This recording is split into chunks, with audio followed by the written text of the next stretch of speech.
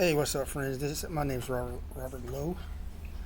As stated in the previous video, before I start tackling some of the misinformation from the surveys that we gathered, I first wanted to talk about, well, in the next few videos, how a solar system works. First without a battery, then with the battery, and then with the battery in different situations where you have batteries that only activate when the power is off, and batteries that work during the nighttime, etc. All right. First, I'm going to talk about how a solar system works in general. Okay, that will be without batteries.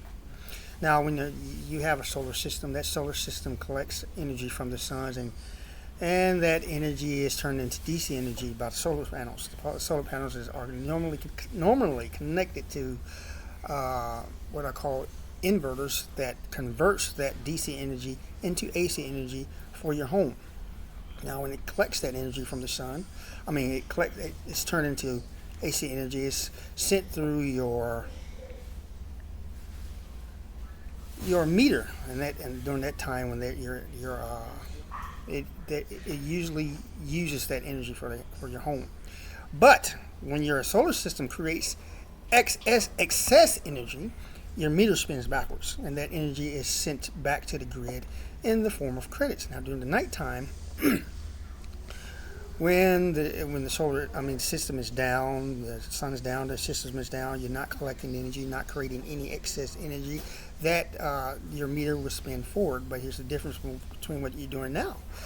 There's credits that you built during the daytime, that excess energy that you created, and the energy that was sent back to the grid in the form of credits. You use those credits for much less than what you're paying now. Usually in most grids, what we call one-to-one grids, you'll get the same amount of money that you were paying or when you didn't have a solar system back. And sometimes when you're in what's called a non-one-to-one grid, you only get partial payment. But that's normally how our solar system works. And